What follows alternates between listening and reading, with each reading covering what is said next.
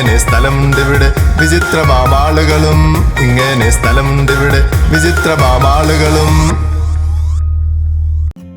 ഒരു ദിവസം ലീലയുടെ മരുമകൾ ഭർത്താവിനോടും വീട്ടുകാരോടൊപ്പം ഇരുന്ന് ടിവിയിലുള്ള യോഗ പരിപാടി കണ്ടിട്ട് അന്നൊരു തീരുമാനമെടുത്തു.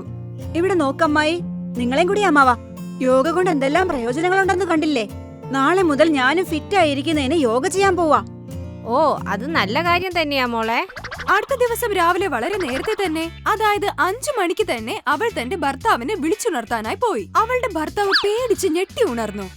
ഏയ് എഴുന്നേക്ക്, എഴുന്നേക്കാനാ പറഞ്ഞേ. എന്താ, എന്തു വേണ്ടേ?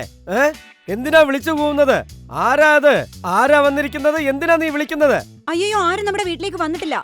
ഞാൻ നിങ്ങളോട് നേരത്തെ പറഞ്ഞതല്ലേ, ഇന്നു മുതൽ ഞാൻ യോഗ ചെയ്യാൻ പോകുന്നത്. വരൂന്നേ, നമുക്ക് പോയി യോഗ ചെയ്യാം. പക്ഷേ ഞാൻ ഒഴിവുകഴിവുകളൊന്നും പറ്റില്ല.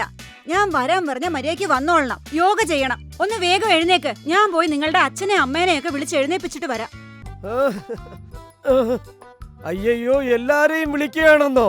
ഇതിന് കാരണക്കാരൻ ഞാനല്ല. പിന്നെ അവൾ പോയത് നേരെ അവളുടെ അമ്മായിയുടെ അടുത്തേക്കാണ്. അവർ എഴുന്നേൽക്കാത്തത് കൊണ്ട് അവരെ പിടിച്ച് കുലുക്കി എഴുന്നേൽപ്പിക്കാൻ നോക്കി. അമ്മായി ഇതേ ഇങ്ങോട്ട് നോക്ക്, ഒന്ന് എഴുന്നേക്കുന്നേ. ഇത് എന്തൊരു കഷ്ടാ. അമ്മായി എഴുന്നേക്കുന്നേ.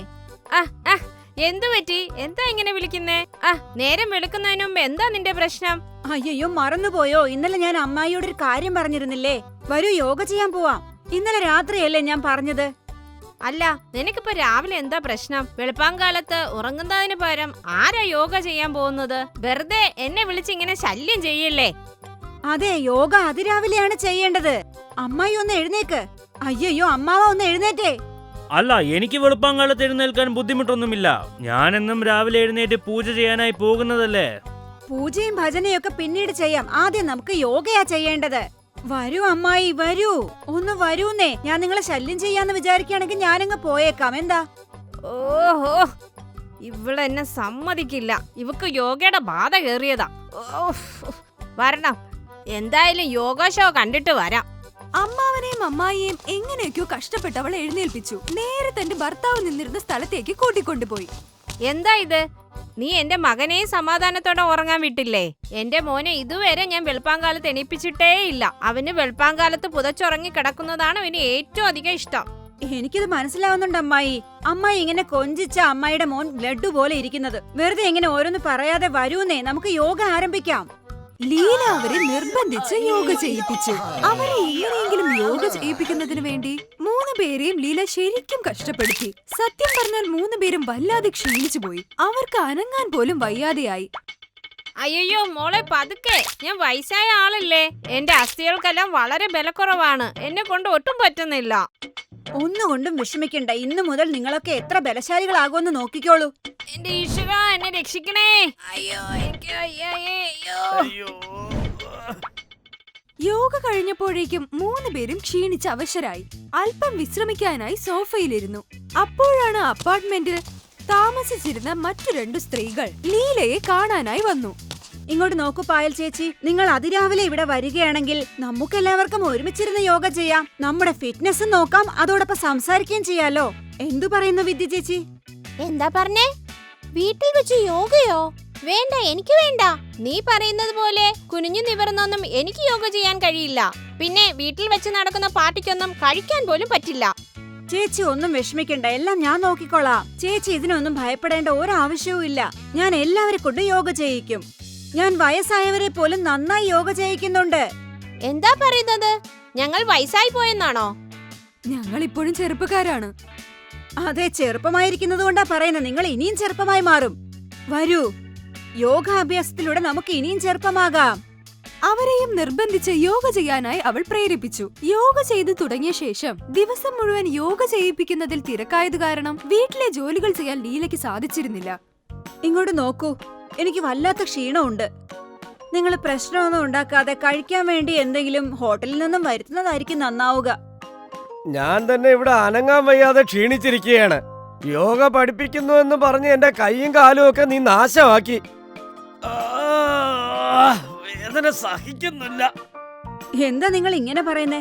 ശരി, ഞാൻ ഹോം ഡെലിവറിയിൽ കൂടി എന്തെങ്കിലും വാങ്ങാം. ഓ, ഇവൾ പണം പാഴായി ചെലവാക്കുന്നു. ഇങ്ങനെ വേസ്റ്റ് ചെലവ് എനിക്ക് ഇഷ്ടമല്ല. അടുത്ത ദിവസവും അങ്ങനെ തന്നെ തന്റെ ഭർത്താവിനെയും അമ്മാവിനെയും ഉണർത്തി ലീല അവരെ നിർബന്ധിച്ച് യോഗ ചെയ്യിപ്പിച്ചു. അങ്ങനെ ചെയ്തുകൊണ്ടിരിക്കുമ്പോൾ തന്റെ ഭർത്താവിനോട് നിർബന്ധിച്ച് കാലെടുത്ത് കഴുത്തിലേക്ക് വെക്കാൻ അവൾ പറഞ്ഞു. വേദന കൊണ്ട് അയാൾ കരയാൻ തുടങ്ങി. എന്നാലും അവൾ നിർബന്ധിച്ച് കാലെടുത്ത് കഴുത്തിൽ വെച്ചു. അങ്ങനെ ചെയ്തപ്പോൾ ബാലൻസ് നഷ്ടപ്പെട്ട അയാൾ ഫുട്ബോൾ പോലെ ഉരുണ്ടു ചെന്ന് ടേബിളിലേക്ക് ഇടിച്ചു. എന്നിട്ട് കരയാൻ തുടങ്ങി. എനിക്ക് വേദനിക്കുന്നു. ഇവൾ എന്നെ കൊല്ലാൻ നോക്കുന്നു. വേദന സഹിക്കുന്നില്ലേ, എന്നെ രക്ഷിക്കൂ. ഓഹോ, നിങ്ങളെ കൊണ്ടൊരു ചെറിയ ജോലി പോലും ചെയ്യാൻ അറിയില്ല. നിങ്ങളെക്കാളും ബെറ്റർ അമ്മായി തന്നെയാ. പറ്റുന്നില്ല, എനിക്ക് യോഗ ചെയ്യാൻ തീരെ പറ്റുന്നില്ല.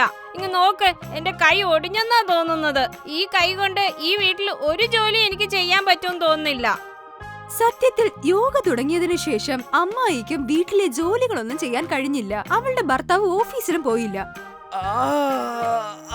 ഞാനിങ്ങനെ ദിവസവും ഓഫീസിൽ പോവാതിരുന്ന എനിക്കെങ്ങനെ ശമ്പളം കിട്ടും? അതുപോലെ അച്ഛനും അങ്ങനെ തന്നെയാണ്. അദ്ദേഹത്തിനും രാവിലെ എഴുന്നേറ്റ് പൂജയ്ക്ക് പോകാനോ മറ്റ് കർമ്മങ്ങളൊന്നും ചെയ്യാനോ ഒന്നിനും സാധിക്കുന്നില്ല. കയ്യിലെ കാശ് പോകുന്നു. എന്റെ ഈശ്വര, എങ്ങനെയെങ്കിലും രക്ഷിക്കണേ. ഇവളിങ്ങനെ യോഗ പഠിപ്പിച്ച് നമ്മുടെ വീട്ടിലെയും വീട്ടുകാരുടെ അവസ്ഥ സ്വാഗയായി.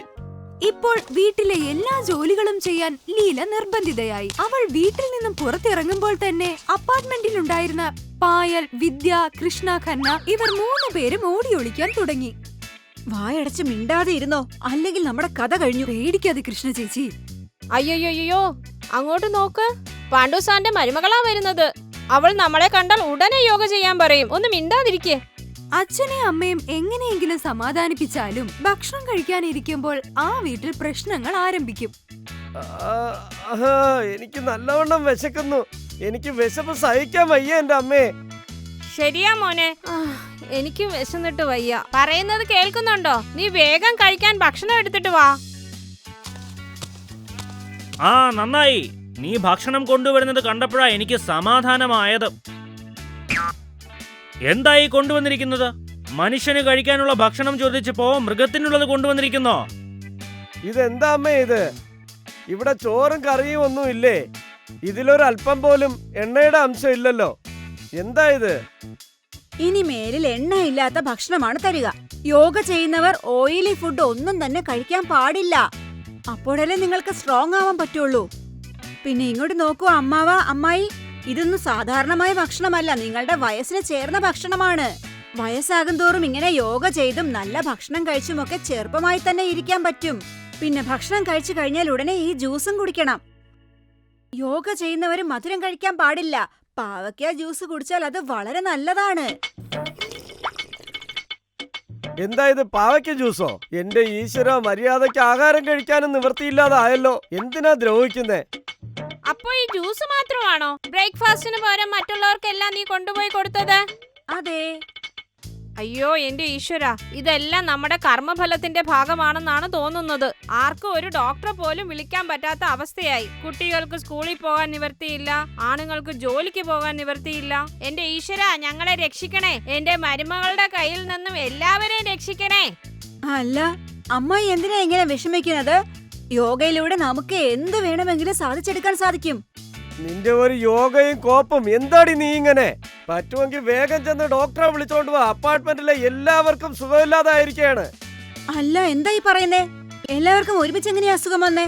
ഉടൻ തന്നെ ഭയം തോന്നിയ ലീന വീട്ടിൽ നിന്നും പുറത്തേക്ക് ഓടി. അവിടെ അപ്പാർട്ട്മെന്റിന്റെ ഉടമസ്ഥനായ അപ്പൂപ്പൻ ഇരിപ്പുണ്ടായിരുന്നു. ലീല ഇങ്ങനെ ഭയം ഓടി വരുന്നത് കണ്ടിട്ട് അപ്പൂപ്പൻ ചോദിച്ചു, അല്ല മോളെ ലീലേ, നീ എന്തിനാ ഇങ്ങനെ ഭയന്ന് ഓടി വരുന്നത്? വീട്ടിൽ എന്തെങ്കിലും പ്രശ്നമുണ്ടോ? വീട്ടിലുള്ളവർക്ക് കുഴപ്പമൊന്നുമില്ല, പക്ഷെ ഗ്രാമത്തിലുള്ളവർക്കാണ് പ്രശ്നം അപ്പൂപ്പ. വലിയ പ്രശ്നമാ. ഞാൻ ഡോക്ടറെ കൂട്ടിക്കൊണ്ടുവരാനായിട്ട് പോവാ. യോഗ ചെയ്ത് ശരിയായ ഭക്ഷണവും ജ്യൂസും കഴിക്കാതെ പായലിന്റെയും വിദ്യയുടെയും പിന്നെ കൃഷ്ണ ചേച്ചിയുടെയും പോലും ശരീരത്തിന് സുഖമില്ലാതെയായി. എന്റെ ഭർത്താവാണ് പറഞ്ഞത്, വേഗം ഡോക്ടറെ കൂട്ടിക്കൊണ്ടു വന്നില്ലെങ്കിൽ. ഇല്ല, അങ്ങനെ വിഷമിക്കേണ്ട കാര്യമൊന്നുമില്ല മോളെ. ഡോക്ടറെ ഞാൻ നേരത്തെ തന്നെ വിളിച്ചു വരുത്തിയിട്ടുണ്ട്. അദ്ദേഹം മരുന്നുകൾ കൊടുത്ത് അവർക്ക് വേണ്ടത് ചെയ്തോളും. സത്യമാണോ പറയുന്നേ? ഇനി അവർക്ക് ഒരു പ്രശ്നവും ഇല്ലേ? ഇല്ല മോളെ, ഇനി ഒരു പ്രശ്നവും ഇല്ല. പക്ഷെ നീയായിട്ട് അവരെ ഡിസ്റ്റർബ് ചെയ്യാനൊന്നും പോരുത്. ഞാനോ? ഞാൻ അവരെ എന്ത് ഡിസ്റ്റർബാ ചെയ്യുന്നേ? അവർക്ക് ഇഷ്ടമുള്ള ഭക്ഷണങ്ങളൊക്കെ അവർ കഴിച്ചുകൊള്ളട്ടെ, പക്ഷേ കുറച്ചു മാത്രം. എക്സർസൈസും ചെയ്യിക്കണം, അതും ലിമിറ്റോടെ മാത്രം. കുറേശ്ശെയായി എക്സർസൈസ് ചെയ്യുന്നതിനെ കൂട്ടിയാൽ മാത്രം മതിയാകും. ഫിറ്റ്നസ് താനേ വന്നുകൊള്ളും. ഒപ്പം അവർ ഭക്ഷണം കഴിക്കുന്നതും താനേ കുറച്ചുകൊള്ളും. പിന്നെ അവർക്ക് ഫിറ്റ്നസ് ആയിരിക്കുന്നതായിരിക്കും ഏറെ ഇഷ്ടം. ഒറ്റ ദിവസം കൊണ്ട് ഏതൊരു കാര്യവും അധികം കൂട്ടാനോ കുറയ്ക്കാനോ പാടില്ല. അപ്പൂപ്പൻ പറഞ്ഞത് ശരിയാണ്. ഇപ്പോഴാണ് എനിക്ക് നിങ്ങൾ പറഞ്ഞതെല്ലാം ശരിയായിട്ട് മനസ്സിലായത്. ഫിറ്റ്നസ് ആയിട്ട് ഇരിക്കുന്നത് നല്ലതാണ്, പക്ഷേ നമ്മൾ അതിനുവേണ്ടി ആരെങ്കിലും നിർബന്ധിക്കുന്നതോ നമ്മുടെ ശരീരത്തെ തന്നെ വിഷമിപ്പിക്കുന്നതോ നല്ലതല്ല.